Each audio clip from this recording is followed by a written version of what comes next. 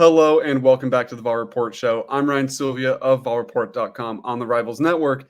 And with the third Saturday of October right around the corner, no better time than to be joined by TonyTsoukalas of Tide Illustrated on the Rivals Network to get us prepared for this Tide team that Tennessee is facing. Tony, how are you doing today?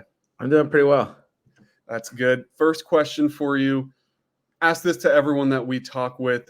What is the general kind of vibe around the fan base and the team right now at this point in the year? One loss to Texas, undefeated in SEC play.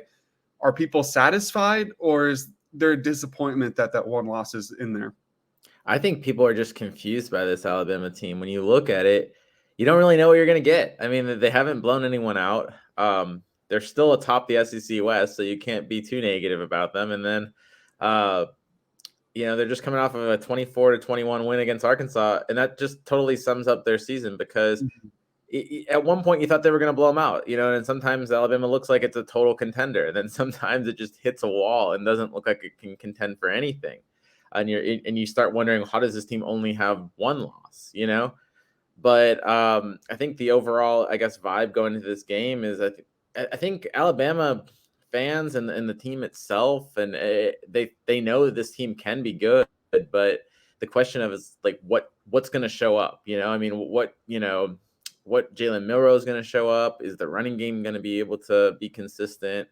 I mean, the defense has been consistent, but everything else has been a mess. And then that pass protection, I think heading into this game against a team like Tennessee that can really get after the passer, that's not a good mix with the way Alabama's been pass blocking. So I think there's a little bit of worry about that. And I think you mix in a little bit of redemption. I don't think Alabama's really been talking about it, but from the fan base, and I'm sure within the team, they want to get back and kind of avenge last year's loss in Knoxville. Yeah, you just touched on it. Do you sense around the program any sort of kind of this one means a little bit more with what happened last year, or has it been kind of back to business? We're just going to get this done to like every other game, because we saw with Tennessee against South Carolina, obviously a big loss last year to the Gamecocks, but the whole week Tennessee did not let anything come out about this one meaning more, this one being extra. It was, this is just any other game. Yeah, I think it has to mean more. And I think, Alabama players are not necessarily going to say it does, but you look at it, these people, they don't remember a time before last year when they lost to Tennessee. They don't remember a time when Alabama lost to Tennessee. They're just little kids. I did a story last year heading into this game about what these kids were doing. They were like trick-or-treating, and, nobody, they were all dressing up as like pirates and Spider-Man and stuff. They weren't, they didn't have any comprehension of this rivalry. And I don't think they really knew what this rivalry was until last year. It just was it was that game that you smoked a cigar at the end, and now it's a lot different when you see the other team smoking a cigar, and you start hearing about it from the fan base, and also that, game you just took for granted. Now you're the only person that's lost to Tennessee, in your memory, so I think that means a lot. It means a lot to the Alabama players, especially. So I think it's been good for the rivalry that Alabama lost last year, because it kind of rejuvenates things. And this was kind of becoming just a rivalry based on tradition. And we do this because, our ancestors did this kind of thing, but it didn't really mean anything. And now I think it means something again. I think you need to have a little bit of hostility. And I think, they haven't really shown it too much, but I think it's probably there, and it's definitely there in the fan base too. The scheduling for the SEC now is a little bit different. Next year, it's the one permanent rival, and then everyone else is on the rotation. We'll see if they switch up for the 6-3 schedule. If they do make the change, in your opinion, how important is it that this rivalry is one of the three for Alabama, or is it a game where there's maybe other priorities that you would rather have as a rival? Yeah, I think this has to be the priority number 2 for Alabama after the Iron Bowl. You have to have an Iron Bowl. Just don't even have a season if you don't have the Iron Bowl. But I don't like the 7+1 model, just because I can't imagine not having an Alabama-Tennessee game. Also, I think LSU would probably be third on that list. But I think even LSU is far below Tennessee and Auburn. So yeah, it's high on the priority list, and I don't want to imagine a college football where you lose games like this. It's just Yeah. this is the reason why college football is fun. It's not necessarily for the playoff. I know the playoff is fun, but like you always get these kind of games, and this game will always matter, no matter how good Alabama is and how good Tennessee is. You know, I mean, there's been times where during that stretch of Alabama wins, if Tennessee had beaten Alabama, it would have saved their season, no matter what. They could have won one game, and that would have been the game. I think that's, you know, if you try to make things into too much of a pro model, which I think is what college football is going to, you lose that. You know, I don't, you know, the Bears and the Packers are rivals, but I don't necessarily think it makes the Bears season if they beat the Packers one time in a season. But it really would, you know, and it's the same way with Alabama. If Alabama gets to a point where, I mean, it's not going to happen with Nick Saban, but if it gets to a point where they're struggling a lot, and beating Tennessee might save its season, you know? And so I just think you got to have those kind of games, and just with the cigars and, you know, third Saturday in October. I even didn't like it when I think, was it during COVID, they had to change the week and it wasn't on the third Saturday. Yeah. So that was even kind of too weird for me. So maybe I'm just a traditionalist, but this is a great rivalry, and it really needs to stay. Yeah, I was looking back when that schedule came out, because theoretically, if they stuck with the one permanent rival, next year Tennessee would play Alabama, but the year after, that wouldn't be on the schedule, which is just crazy to think about. I looked back, I forget the exact date, but I think it was like World War II was the last time these teams didn't play each other. It was something crazy like that. And it's like, there's just no way that you can get rid of some of these games. But it's been a topic of discussion kind of around Tennessee, is what three would it be? Because you have a few. Vanderbilt's the obvious one, just because in state, you kind of have to keep it, even though it's not really a ferocious back and forth rivalry. And then the discussion kind of goes between, well, what two of these three would it be? Alabama, Florida, or Kentucky? I think Alabama would definitely, for most of the fan base, be that number 2 game that they would fight to keep, because, well, for a lot of them, the number 1 game, but you're not going to get around the Vanderbilt game. But let's talk about the game that we have coming up this Saturday. I want to talk about Jalen Milroe. Kind of what's the confidence level in him? There was that kind of quarterback controversy heading into the season. It felt like for a while Milroe was going to be the guy. He ultimately wins the job. And then there was kind of that weird period where, I don't know if it's fair to say he lost a starting job, but they kind of kept the tryout going. And now it's Jalen Milroe's team. But kind of what's the confidence level around him, and kind of what's he excelling at? And then what does he need to improve at to kind of take that next step? The confidence level in the team's probably higher than the confidence level for, you know, when you look at what the fan base might think of Jalen Milroe. But I think with Jalen Milroe, like, you just got to know what he does. What he does, he can make plays with his feet. He's got a big arm, and he's really good at the deep ball. You know, I was breaking down him and Joe Milton, and Joe Milton probably has a stronger arm, but he struggled with the deep ball, and that's something that Jalen Milroe has done really well. Now, when it comes to intermediate passes, he's been hit or miss. He makes some mistakes. He holds onto the ball too long, stares down his receivers at times, and those can turn into turnovers.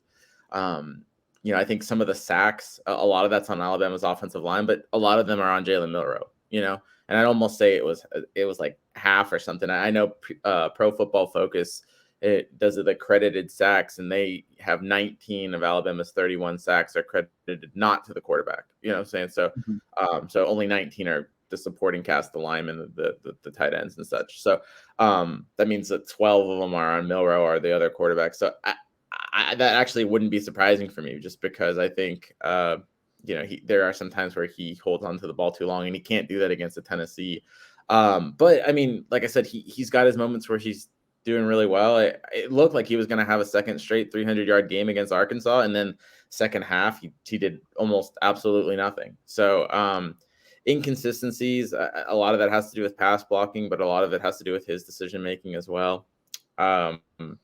I think he's kind of in the similar boat to Joe Milton. You know, I think that's kind of like what you should look at him as, you know, a guy that can make plays both with his feet and with his arm, but ultimately not the most consistent passer.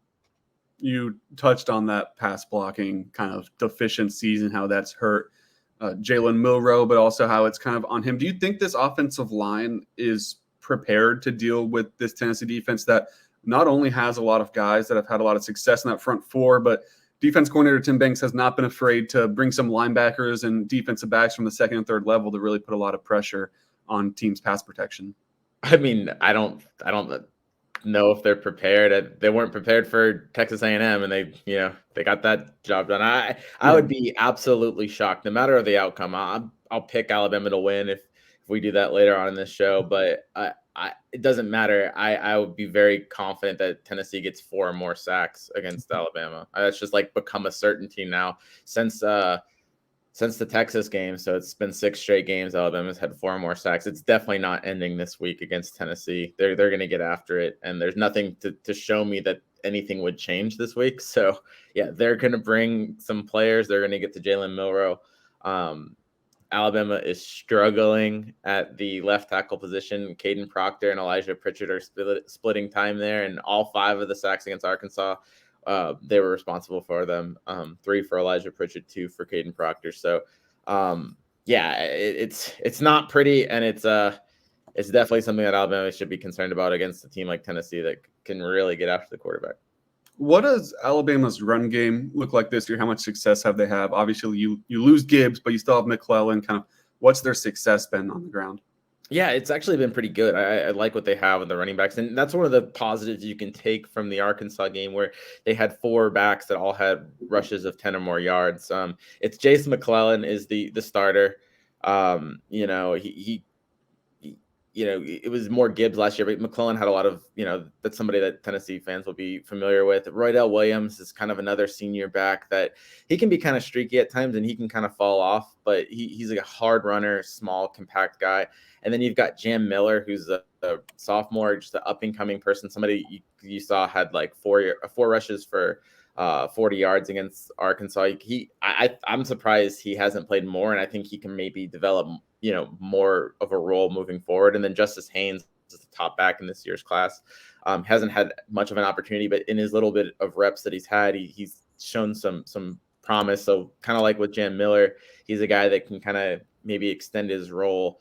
But some of that from Alabama's standpoint is they can't have penalties that put them in the 1st and 15 or get a sack on 1st down, because that really kind of limits what you can do in the running game. You can't be running the ball on 2nd and 15 all the time, because then you're going to set up a long 3rd down. So when Alabama is able to get its run game going, it can really rely on it. But there's other factors that play into that they've got to take care of.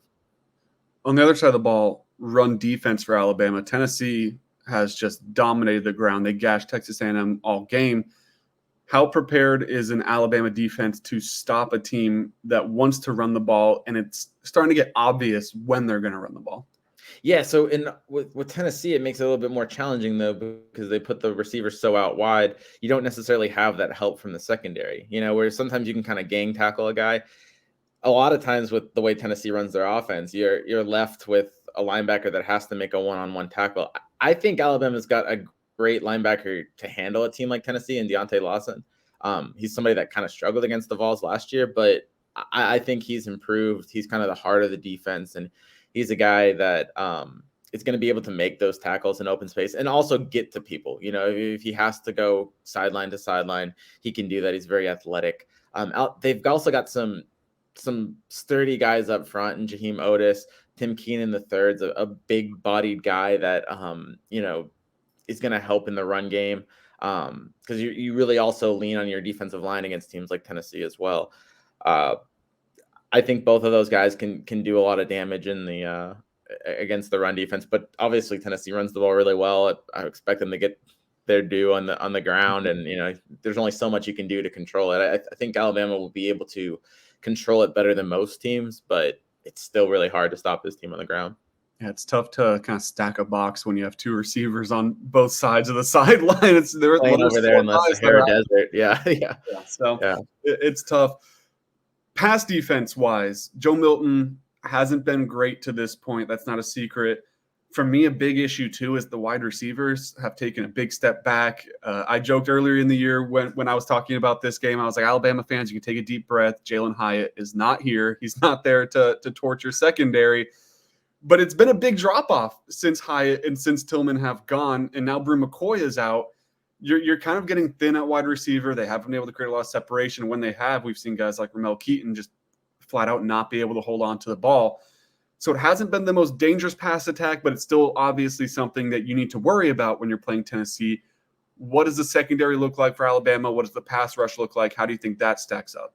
Well, Alabama's right behind Tennessee when it comes to pass rush, and they've got a good duo in their own in Dallas Turner and Chris Braswell. That's right up there as one of the nation's best pass rushing duos. Sorry, and so they're going to get after the quarterback as well. And then I think that puts the pressure on somebody like Milton, and then he's going to have to make tough throws against a secondary that has Kool-Aid McKinstry, Terrion Arnold, Caleb Downs. We'll see about Malachi Moore's status if he's able to come back, but it's a really talented secondary as well. And so I think that they didn't force any turnovers against Arkansas, but definitely it's one that can force turnovers, especially with the pressure they create in the front seven.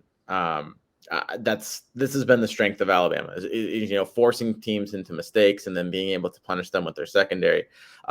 There's one thing Alabama has done really well. It's been on defense, and I think especially in terms of what they're able to do to opposing passers, whether it's pressuring them or limiting them through the air. It's going to be a tough day for Milton. I think Tennessee is going to have to rely on its ground game to kind of open things up for its passing game. If we flash back to last season's game, down the stretch, Alabama had a chance to at least put in 3 more points with Will Reichard and kind of at the very least maybe force an overtime, if not simply at that point win the game. He misses, but since then he has been automatic, and he has been kind of that rare, really clutch kicker for Alabama, one that we kind of haven't seen for the Crimson Tide in a while. Tennessee fans like to take their jabs at him for that miss, but can you just talk about kind of his production and how reliable he's been this year? He's the best kicker in Alabama history. He's the best kicker in maybe SEC history. I mean, he's robotically good. He had that perfect season in 2020. He's perfect now. It's hard to say anyone's going to stay perfect. I would doubt that he stays perfect. Yeah. And maybe Tennessee can hope that he misses again in another clutch situation, but you can't really fault him for that. I heard somebody ask me something about like, oh, did Alabama fans give him a hard time? Like, how could you give Will Reichard a hard time, especially with what you saw Alabama kicking, what it was, in the years before him to what it is now with him. I don't think that's like the last thing Alabama fans are thinking about when he steps up is that miss. I mean, that was a bad miss, and if they make that kick, I think Alabama probably wins the game because they're able to kick off. It's more of a field for Tennessee to go up against. But I think actually, when you look at that Tennessee game, they don't really look at Will Reichard. It's the Kool-Aid interception that was called back, or to me, the biggest play of that game is Jahmyr Gibbs drops a little dump pass from Bryce Young on that final drive. That's either a touchdown or they're driving down to the 5, running down the clock, and then Will Reichard's making the 30-yarder. So I don't think Will Reichard will be an issue. He's been automatic. And the other thing, too, about Alabama special teams is now they have a punter. And I think you're going to need the punt in this game. It's not going to be the shootout that it was last year. I think it's going to be more of a defensive struggle. And they've got a punter that's averaging, I don't have the numbers right in front of me, but James Burnham's averaging close to 50. It's like 48 point something yards a punt. He's hanging the ball up there to eliminate returns most of the time. And he's been really good too. And he's been every bit as good of a punter as Will Reichard's been a kicker this season. So the Alabama special teams is maybe the best it's had it since Saban. You've kind of hinted at the pieces. You can kind of put them together. Before we get out of here, what's your prediction for this game? You said you think Alabama's going to win. You said you don't think it'll be a shootout like last year. If you don't want to give an exact score, you don't have to, but kind of how do you see this one playing out, and who do you see coming out on top? Yeah, I'll go ahead and give an exact score. I'll go 26-21 Alabama. I think they're very similar teams. They both, like I said, have a pass rush. They both have inconsistent quarterbacks. I think they're both teams that they have some of the tools to develop into a contender, but aren't necessarily playing like a contender right now. The way I see it is they're even in so many areas that the redemption factor and the factor that it's in Bryant-Denny Stadium, I'm just giving Alabama that edge. I do think Alabama has a little bit more talent as well, but it's a close matchup. And it's one of those things where, Alabama can't really go in thinking it has any kind of advantage because this is not an Alabama team that can do that. The second this Alabama team takes its foot off the gas, it's extremely susceptible to anything. So It'll be interesting. I could see a bunch of different scenarios. I could see Alabama just coming out and being, very inspired and maybe making this a little bit, I guess, more blown out than what I'm giving it 5 points. But most of, if you looked into the list of possibilities, I think most of them would have a very close game either way. Yeah, I think you hit on a really big point too. Tuscaloosa is where this game is this year. Tennessee has not played well on the road. Alabama fans obviously going to be fired up for this one. I think that can make a difference. My whole thing with the game is I agree. I think it'll be like a 4 to 8, 4 to 10 point game, around a one possession. Maybe by the end, Alabama kicks a field goal and makes it a 9-point game, and it's a 2 possession win. I think Alabama wins. I'll give an exact score later this week when we do ours on VolReport.com. What I've told people too around Knoxville that ask me is, I kind of say, I think Alabama wins this game. I don't think it would be the craziest thing ever if Tennessee won Tuscaloosa won, though. I don't think that it's that typical Tennessee-Alabama game on the road where Tennessee kind of doesn't stand a chance. I think Tennessee has a real fighting shot to win, but if I have to pick a side, I'm going to take Alabama in this one. But Tony, thank you for joining. Where can people find your work? Where can they read your stuff, and kind of where can they follow you on social medias? Yeah, our site's Tide Illustrated or alabama.rivals.com. Rivals fans are pretty familiar with how that works. But you can follow us at Tide Illustrated, or you can follow me at Tony_Tsoukalas on X or Twitter or whatever you want to call it. Yeah, well, I will see you in Tuscaloosa in just a few days. We're going to be making the trip down, so I'll make sure to say hi. But guys, thank you so much for watching. Links to everything is going to be in the description, and we'll see you next time.